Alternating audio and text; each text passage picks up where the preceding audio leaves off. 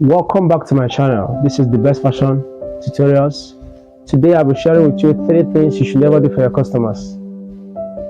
Stay to the end of this video and you'll be blessed.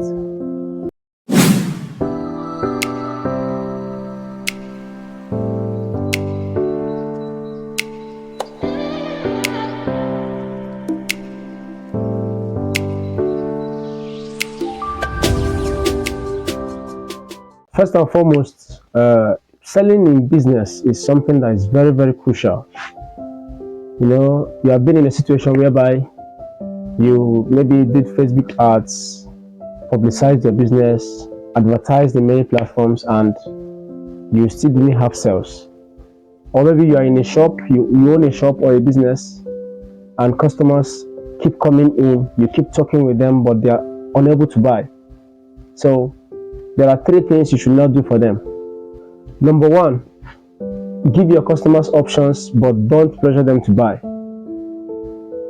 Give them options in the sense that you don't just offer one thing. Like some people have a culture of giving one option for their business. Like for instance, you're selling clothes, or you're making clothes, and the customer comes in and asks you, how much is this design of clothes? You know that in the clothes there are materials that makes the work different from each other. Okay, now you can give them the option of, if you're going to go with this part of this kind of material, your price is this. If you're going for the smaller material, your price is this. If you're going for the bigger one, your price is this. So by giving them 3 options, you give them the luxury of choosing by themselves. So you give your customers options. Let them know the differences between package A, package B, and package C. For instance, in the male fashion industry, you have materials you use in sewing. You can be using Cashmere 220 or higher materials for the bigger price. You can use, let's say, thick liner or moderate sample materials for the middle one. Then you can use the ordinary cashmere or lower quality materials for the third one. So by giving your customers 3 options, you can tell them one is 40k, one is 20k, and one is 15k, or something like that. In that progression, they have the luxury of choosing what they want to buy. But in the situation whereby you give your customers just one option, they ask you, how much is this design, for instance. I tell them this design is 30,000, for instance. You are giving them an option of, do I want to buy this or do I don't want to buy this? So they are either choosing to buy or choosing not to buy. Because if their budget is not up to that, of course they won't buy from you. Number 2 mistakes that salespeople make is never force your customers to buy from you. Yes, sometimes we are pressured into focusing and disturbing your customers always. You'll be calling them, messaging them, sending them text messages. How far, when are you coming back,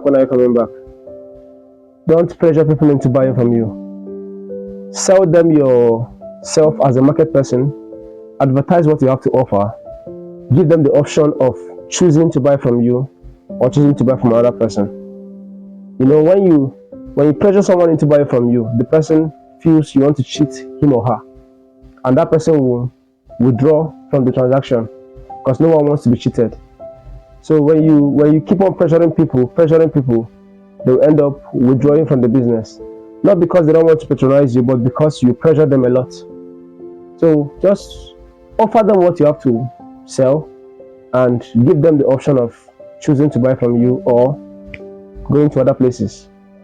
The third thing is to always ask your customers questions.